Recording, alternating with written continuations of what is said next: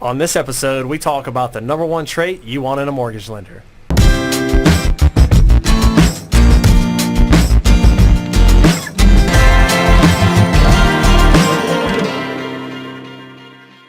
Hey everybody, it's Matt Ingram.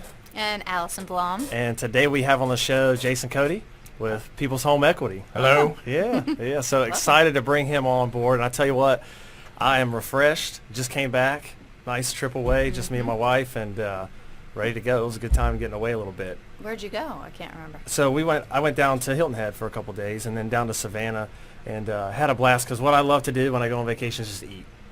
Like I don't know, I just love going to eat as much as I can. And I had this biscuit. Oh, it was like, it was probably half the size of my head, which is pretty good size. Was it Savannah? It was in Savannah, yeah. Nice. So it was at two cracked eggs or something. Have you ever been to Smith Street Diner here in Greensboro? I have not. No. Well, they got You? pretty big ones too. I haven't, no. It's good, man. It's like a good- Biscuitville type biscuit. It's huge. Like it's Things like are- yeah. things are yeah. beast. Yeah, What's so- all on that biscuit? Eggs? Well, nothing was on that biscuit. It was plain, but underneath was like Oh. eggs, potatoes, sausage gravy. Yeah. I just went for it. Pretty healthy. Yeah, I was counting my macros. Yeah, for like a week. Yeah. So after you get done eating, do you do what everybody else does and plan your next place to eat? Yes, pretty much. That's like I pretty see much how in many the interim? places I can go and eat. Yeah, that's right. Yeah. That's pretty good. Yeah. But Jen, she's not too your wife, not too interested in doing a lot of eating. She really liked to shop. I heard on the Yeah, yeah. she did like to shop a lot more. Yeah. She actually got on to me. She's like, I can't go on vacation with you because all you want to do is eat.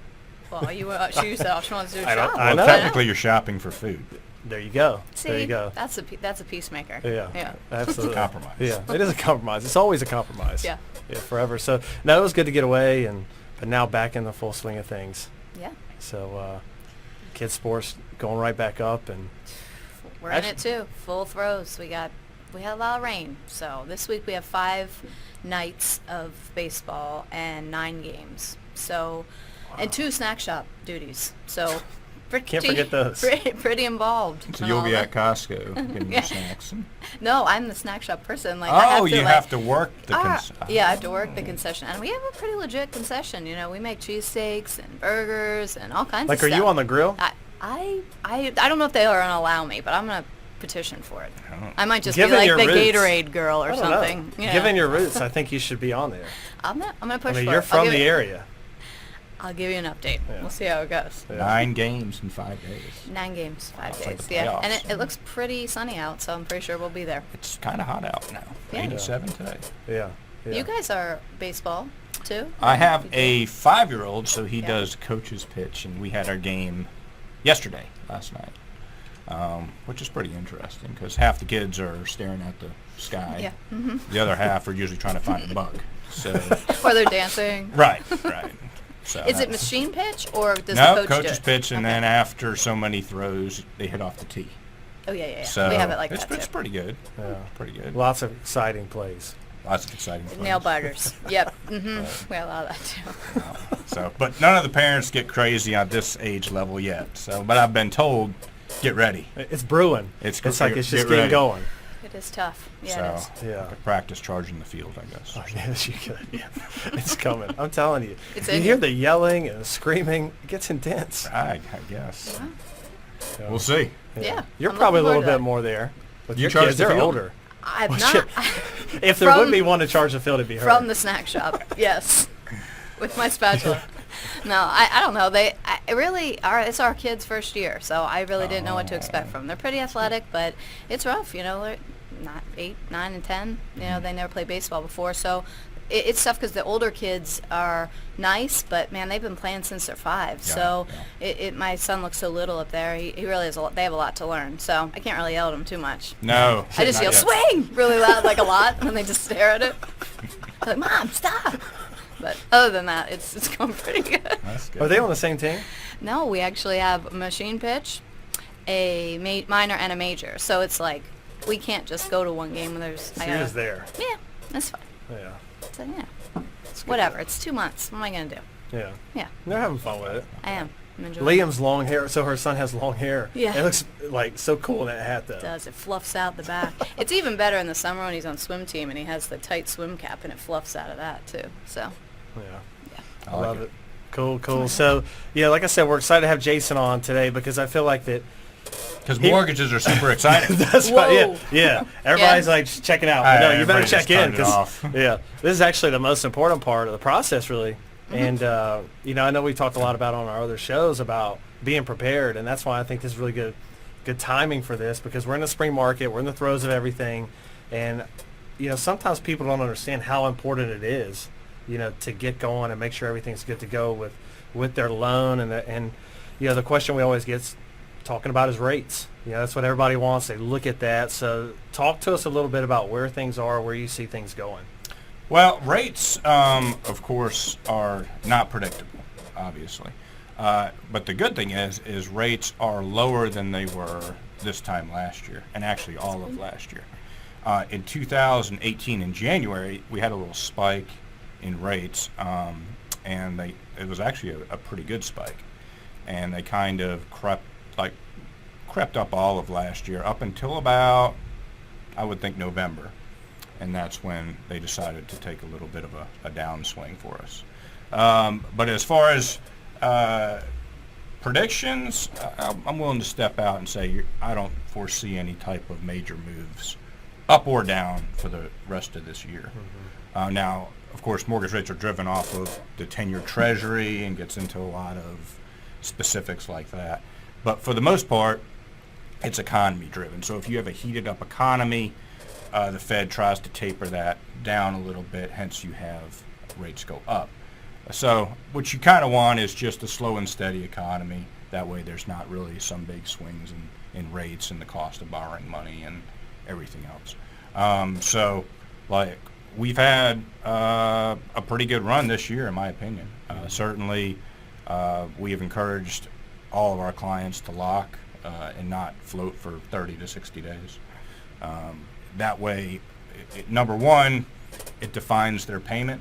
A lot of people talk rates, but I would think a lot of people would want to talk payment. You don't pay a rate, you pay a payment. So big thing, I mentioned, I overheard you say budget, and really it's up to the individual to determine how much they want to pay per month or what's feasible. And then you work backwards from there. Kind of, you don't necessarily put the cart in front of the horse and go find a house and then try and figure out if you can afford it. Sure. You want to figure out that part up front.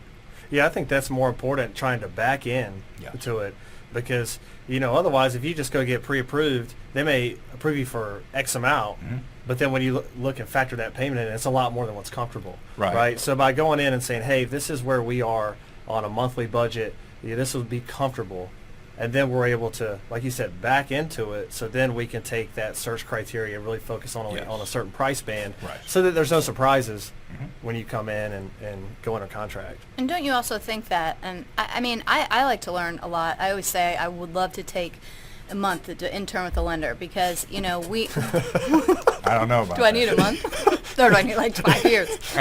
I mean, like a month you'll probably be like, I'm never doing it. I say it to Jen all the time. I don't know why you do it, but I appreciate you guys. Let's calm it down on that one. No, I'm sorry, I won't We're take my employees. No, because you guys work so hard, and like what you do is, it's invasive. You know, you have to ask people for so much information, and it's really a lot for people to take in, and it's a lot. And even if you could get a pre-approval, sometimes if the rates change, even if they change a little bit, I don't know if people understand how much that impacts the monthly payment that they are concerned about.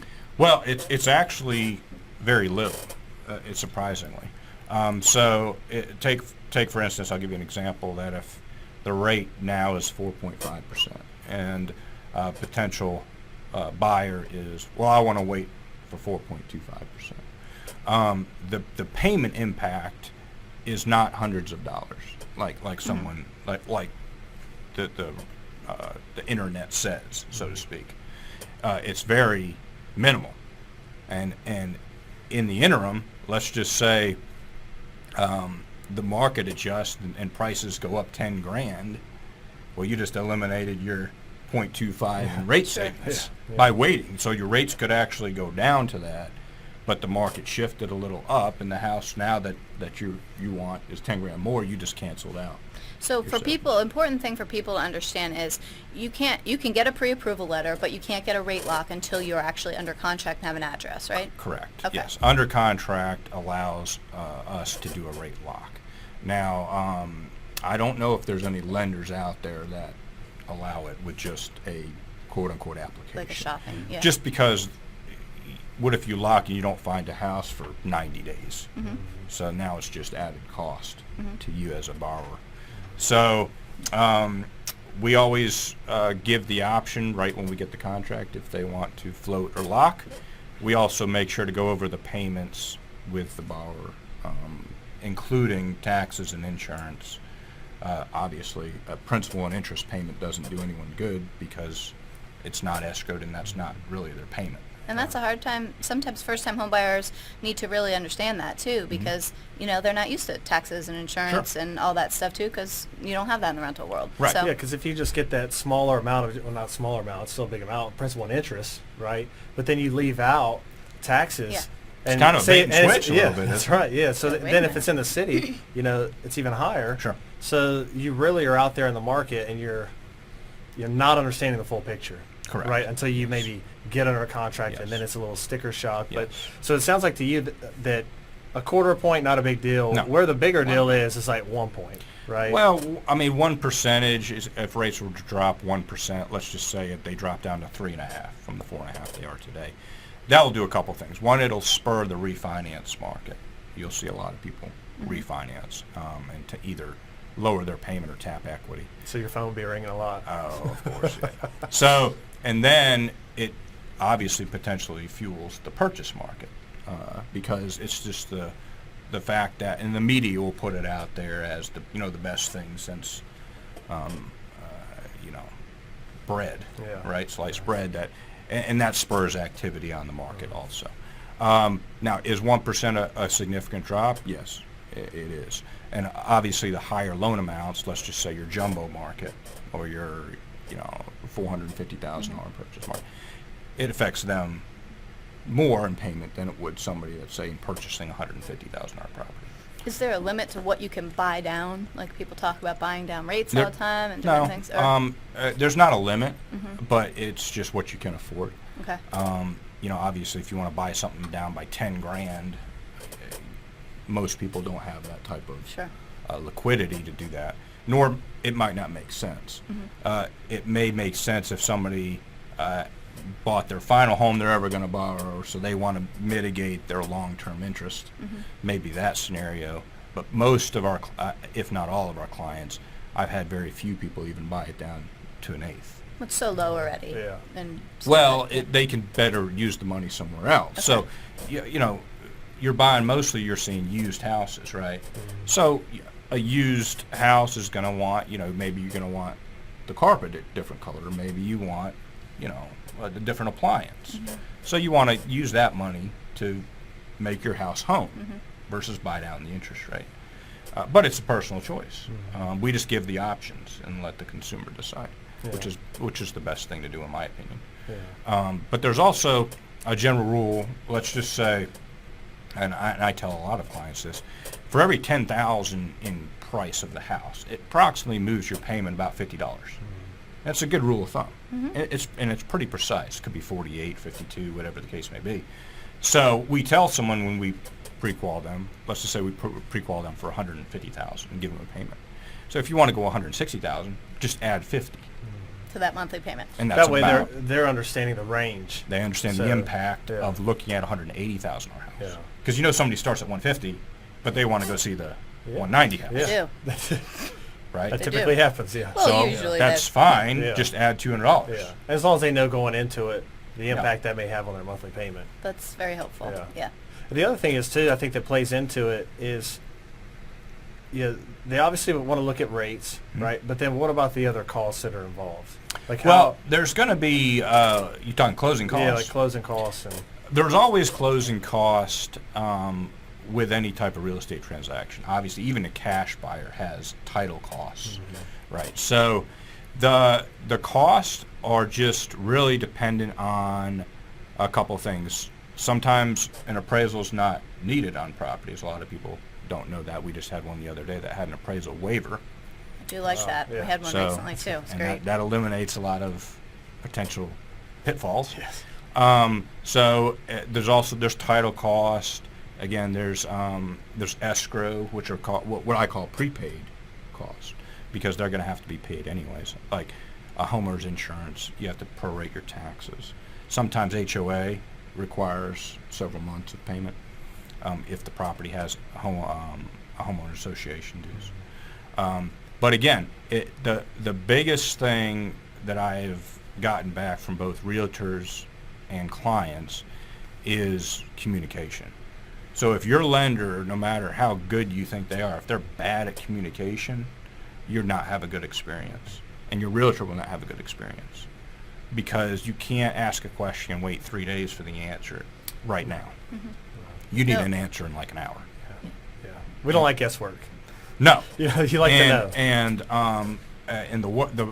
a couple times, the worst thing from everybody's experience is to get to the week of closing and a client either get declined at that point, or there's just mass confusion as to what's needed that close to closing, because you got movers scheduled, you got attorneys scheduled, you got utilities scheduled.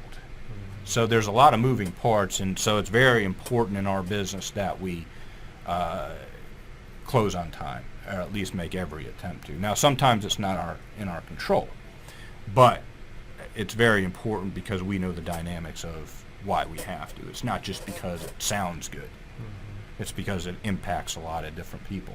Yeah, it does. And I think there's so many people involved in a real estate transaction. Yes. And if you don't have good communication all the way through, Yes. you know, on all parties, then it does. It makes it difficult. You know, surprises happen, and then things maybe get pushed back, and then it just becomes, like you said, not a great experience. No, it just does. It's just not a good experience. Everybody's had that experience buying a product or a service at one point or another, and people remember their bad ones. You don't really remember the good ones, Yeah. but you remember the bad ones. I always tell people that. I say, you know, I don't get any benefit from you using a local lender or this specific lender at People's, but you know, what we do get is a pretty seamless transaction, which to me is worth so much more than you using someone in like Wisconsin that you found online. You know, for a buyer to understand that, they think, oh, well, you know, they're giving me such great, you know, feedback online. Well, that's great, but you don't know that guy. I know where our lender is. I know where she lives. If we need something, I would go on over there and get it, you know? Yeah. So that is so great to know that we have you guys and local lenders that, you know, we can call you on your cell phone. We know where you're at, and you guys definitely are really good at communication with us. Well, you know, that's I preach it to everybody. It's 99% of my business is communication. The rest is irrelevant as far as I'm concerned. Yeah. But certainly, I'll give you a real life example, and I know I've done this. I'm going to see if you've done it. Have you ever bought something because it was cheaper than the one you wanted, Oh, yeah. and then you go back and buy the one you wanted, so you just spent like Twice as much. twice as much, Yeah. or 1.5 times Yeah. as much, Yeah.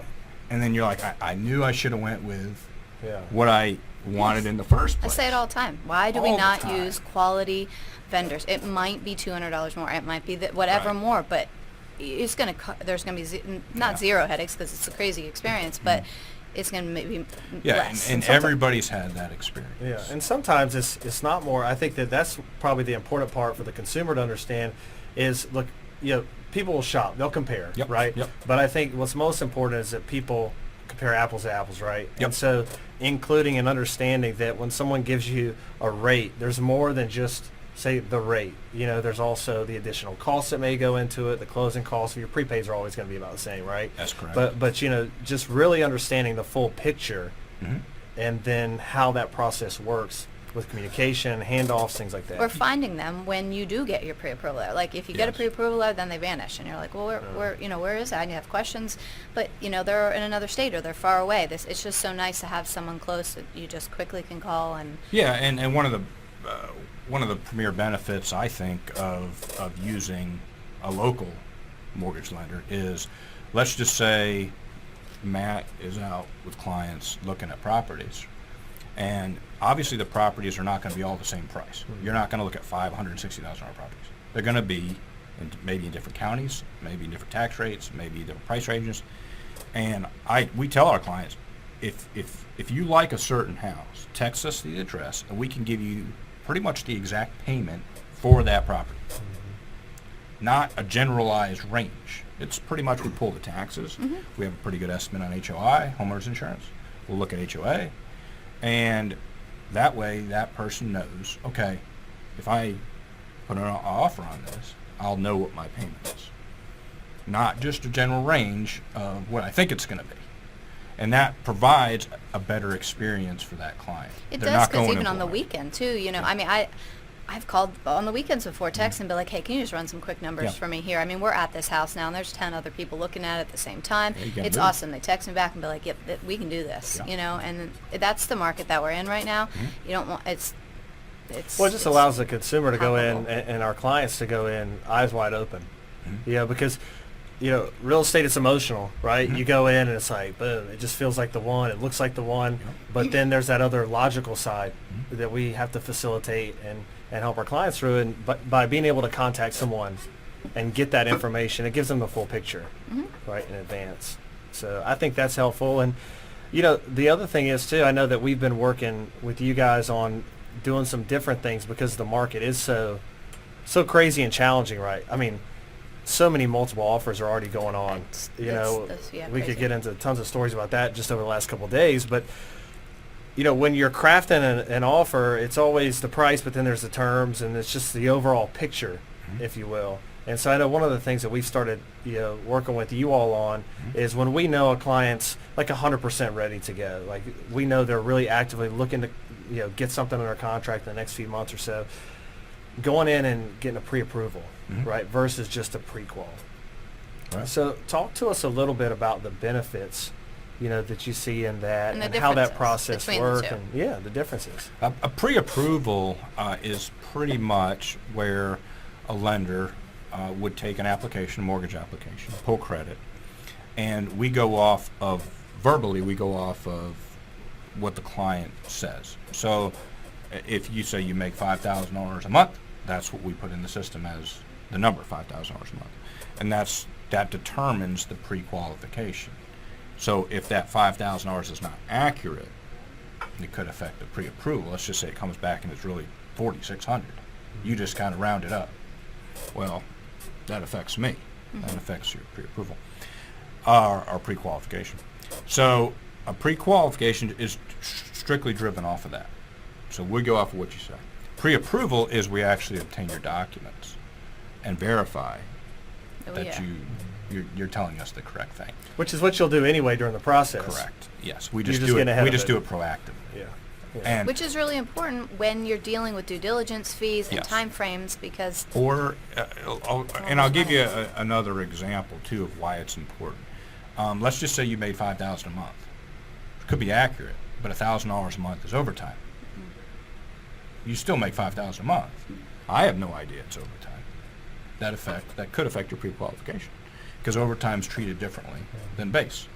And when you just ask someone a general question of how much do you make and they give that amount, they're not factoring that part in. No. Because sometimes we all think it counts the still same money. and it doesn't. Right. you might not even Yeah. know that. Yeah. Right. Yeah. So again, or they could be commissioned, or they could be partly commissioned, or they could be bonused.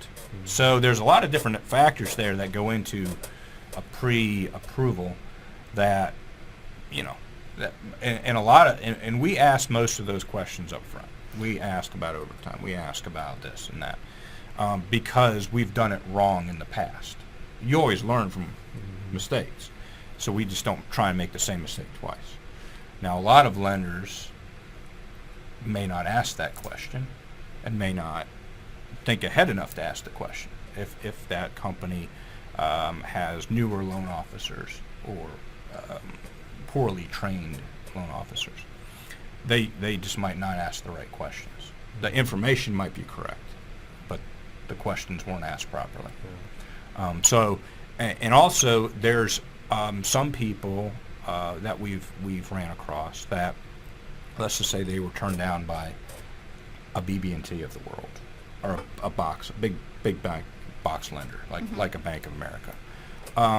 They might just quit right after that to say, well, okay, well, everybody has the same guidelines. If I don't qualify for BB&T, then I'm not going to go embarrass myself at other places, and which is surprising because the bigger box banks have a lot stricter guidelines than what I'm considered a correspondent lender. So I sell directly to Fannie and Freddie, so we go off of their guidelines, which a bank would take their guidelines and kind of siphon them to fit the bank's mold, what the bank risk Their wants criteria, to be. yeah. And so somebody that could qualify easily doesn't even know it because they were turned down by their bank. And we see a lot of that. You'd be surprised at how much we see of that. Yeah. And they say, well, I didn't even really want to try again. So. But that's what I also like about People's is you have alternative programs and alternative ways to work with people if they're not ready at that moment. You know, the loan officers always say to me, all right, Allie, let's try this. Give me a day. And they'll call back and say, hey, they pay that Kohl's card off. We're good in 2 weeks. Correct. Or if you do this, we're good here. And I always tell people that. I'm like, the hardest part for you is going to the lender and giving all that information to them. But they're going to help you. And once you get that done, you get a clear picture. If it's not today, it might be in 6 months. You might surprise yourself. Right. You don't know, but you got to just And bite it's the funny, you bullet. mentioned the Kohl's card. Let's just say you had a Kohl's card, and that's the only credit card you had, which isn't a bad thing, right? Let's just say it was at its max. Say it was a $500 limit, and it's $500 balance on your Kohl's card. How much do you think that impacts your credit score? I have no idea. You know? I guess because it's maxed out, it's probably not Can't good. be good.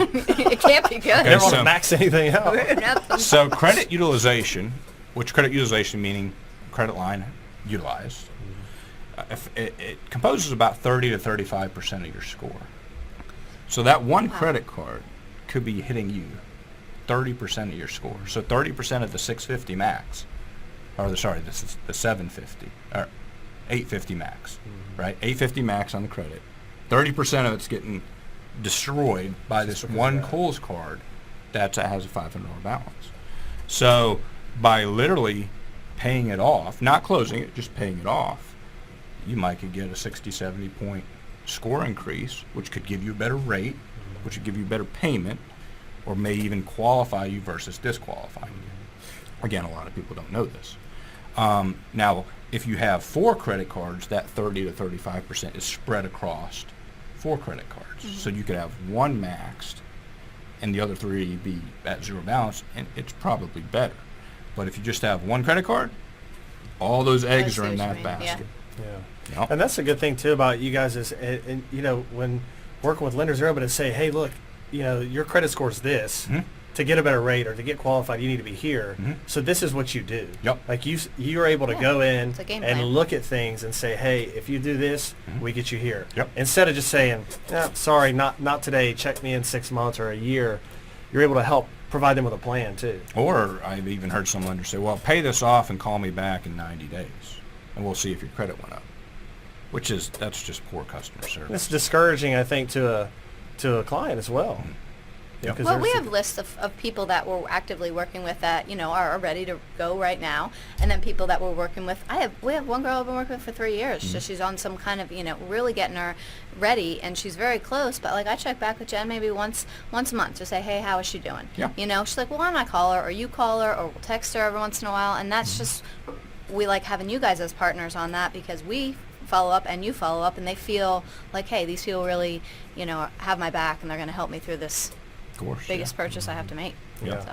Absolutely. And so I think as a summary for that point, the entire picture is what's so important, right? And that's why I know we feel that a pre-approval is really important. Just go on the full distance, going ahead and getting a pre-approval, so you're just waiting essentially on what title and appraisal. Yep. And then that way, Waiting on the property. in a competitive marketplace, when there's multiple offers, We're ready. we're able to help put that seller's ease at mind, you know, for our buyers, you know, and say, hey, look, you know, these folks have already been fully approved or, you know, pre-approved. We're just waiting on this. So it makes their offer a little stronger, you know, than another.